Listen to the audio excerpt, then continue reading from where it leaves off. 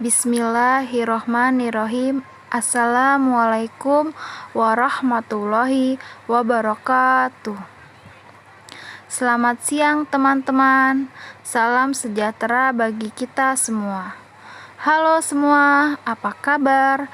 Semoga kita diberikan kesehatan, keberkahan, dan kelancaran pada perkuliahan hari ini. Amin. Izinkan saya untuk memperkenalkan diri saya. Nama saya Khairunisa dari kelas R7C dengan NPM 2017 215170, Prodi Pendidikan Bahasa Indonesia, Universitas Indrapasta PGRI Jakarta. Sebelumnya, terima kasih kepada Bapak Irwan Siagian MPD selaku dosen mata kuliah menulis ilmiah karena telah memperkenankan saya untuk mempresentasikan materi saya pada hari ini. Materi yang saya akan sampaikan pada hari ini yaitu materi bab 3 dengan perencanaan penulisan ilmiah atau dapat disebut membangun konsep dan ide pada subbab penggunaan mind mapping. Mind mapping atau dapat kita sebut dengan peta pikiran. Untuk membuat peta pikiran, guru hendaknya menggunakan ballpoint berwarna dan memulai dari bagian tengah kertas. Kalau bisa, guru menggunakan kertas secara melebar untuk mendapatkan lebih banyak tempat. Lalu, ikuti langkah-langkah penggunaan mind mapping berikut. 1. Tulis gagasan utamanya di tengah-tengah kertas dan lingkupilah dengan lingkaran, persegi, atau bentuk-bentuk lainnya. Lalu, yang kedua, tambahkan sebuah cabang yang keluar dari pusatnya untuk setiap poin atau gagasan utama. Jumlah cabang-cabangnya akan bervariasi, tergantung dari jumlah gagasan dan segmen. Gunakan warna yang berbeda untuk tiap-tiap cabang. Yang ketiga, tuliskan kata kunci atau frase pada tiap-tiap cabang yang dikembangkannya untuk detail. Kata kunci adalah kata-kata yang menyampaikan inti sebuah gagasan dan memicu ingatan Anda. Jika Anda menggunakan singkatan tersebut, sehingga Anda dengan mudah segera mengingat artinya selama berminggu-minggu setelahnya. Yang keempat, tambahkan simbol-simbol dan ilustrasi-ilustrasi untuk mendapatkan ingatan yang lebih baik. Agar peta pikiran lebih mudah diingat, guru hendaknya memperhatikan beberapa cara berikut ini. 1. Tuliskan atau ketiklah secara rapi dengan menggunakan huruf-huruf kapital. Yang kedua, tulislah gagasan-gagasan penting dengan huruf-huruf yang lebih besar sehingga terlihat menonjol dan berbeda dengan yang lain. Lalu, yang ketiga, gambarkan peta pikiran dengan hal-hal yang berhubungan dengan Anda. Simbol jam mungkin berarti bahwa benda ini memiliki tenggang waktu yang penting. Sebagian orang menggunakan anak panah untuk menunjukkan tindakan-tindakan yang harus mereka lakukan. Yang keempat, garis bawahi kata-kata itu. Gunakan huruf tebal. Yang kelima, bersikaplah kreatif dan berani dalam desain, sebab otak kita lebih mudah mengingat hal yang tidak biasa. Yang keenam, gunakan bentuk-bentuk acak untuk menunjukkan hal-hal atau gagasan-gagasan tertentu. Yang ketujuh, ciptakanlah peta pikiran Anda secara horizontal untuk memperbesar ruang bagi pekerjaan Anda.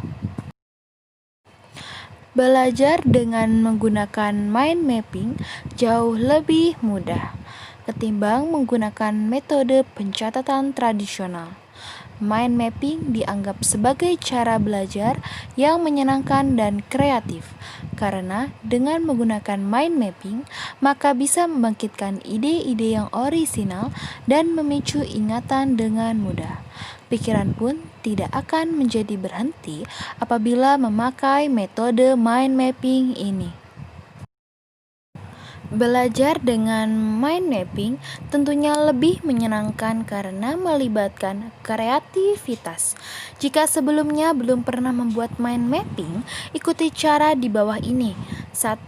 Siapkan peralatan tulis. Untuk membuat mind mapping, gunakan pulpen warna-warni, lalu mulailah menggambar dari bagian tengah kertas. Gunakan kertas dengan orientasi landscape supaya mendapatkan lebih banyak tempat. Yang kedua, menuliskan topik utama. Setelah itu, mulailah membuat mind mapping dengan menuliskan topik utama di bagian tengah halaman. Kemudian, lingkupilah dengan lingkaran, persegi, atau bentuk lainnya. Bisa dengan menambah gambar, misalnya gambar lampu bola dan sebagainya. Yang ketiga, menambahkan anak gagasan utama. Tambahkan garis cabang dari gambar pusatnya untuk setiap ide dan anak gagasan utamanya. Jadi jumlah garis cabangnya akan bervariasi tergantung jumlah cabang atau anak dari ide utamanya. Usahakan gunakan warna yang berbeda untuk tiap garis cabangnya. Yang keempat, tulis kata kunci di setiap cabang. Tulislah kata kunci di setiap cabang. Nantinya kata-kata kunci inilah yang akan menyampaikan inti dari gagasan dan memicu ingatan. Jadi ini akan mempermudah mengingat kembali. Yang kelima, tambahkan simbol dan ilustrasi. Penambahan simbol-simbol dan ilustrasi-ilustrasi yang menarik untuk mendapatkan sumbu ingatan yang lebih baik. Meskipun terlihat seperti menggambar atau cara coret biasa, penggunaan mind mapping memiliki begitu banyak manfaat. Penggunaan metode ini dapat digunakan untuk mendukung proses meeting, presentasi, dan pengambilan sebuah keputusan. Penggunaan mind mapping membantu proses pembelajaran seperti yang sudah dijelaskan sebelumnya. Mind mapping dapat membantu memahami sebuah konsep atau materi secara menyeluruh. Hal ini dikarenakan ketika sedang membuat mind mapping, dipaksa untuk menghubungkan konsep baru dengan pengetahuan yang sudah ada sebelumnya.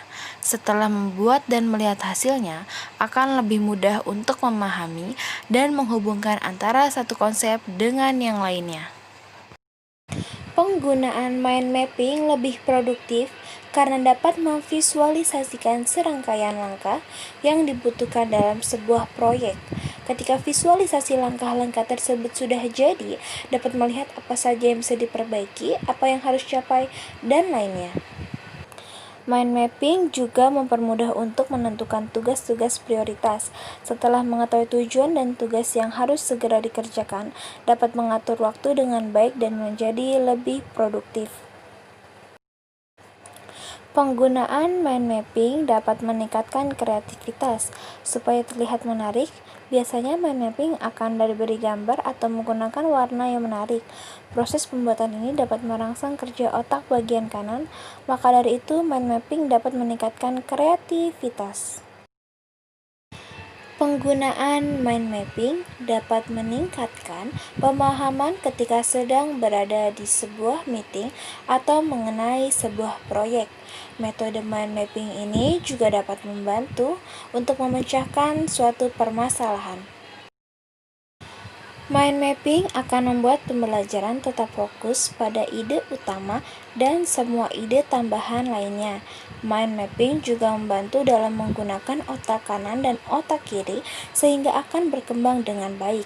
Perkembangan otak kanan dan otak kiri yang sinergis akan menghasilkan pemahaman yang seimbang. Menurut Busan, 2011 halaman 42, penggunaan mind mapping dapat membantu kita untuk banyak hal seperti merencanakan, berkomunikasi, menjadi lebih kreatif, menyelesaikan masalah, memusatkan perhatian, menyusun dan menjelaskan pikiran, mengingatkan dengan baik, belajar lebih cepat dan efisien, melatih gambar keseluruhan. Kesimpulan materi pada hari ini, penggunaan mind mapping sangatlah lebih mudah dan menarik. Penggunaan metode ini dapat digunakan untuk mendukung banyak hal. Dalam penggunaan mind mapping, kita dapat menemukan konsep, ide, atau pengetahuan baru. Terima kasih atas perhatiannya. Semoga materi ini bermanfaat bagi kita semua. Wassalamualaikum warahmatullahi wabarakatuh.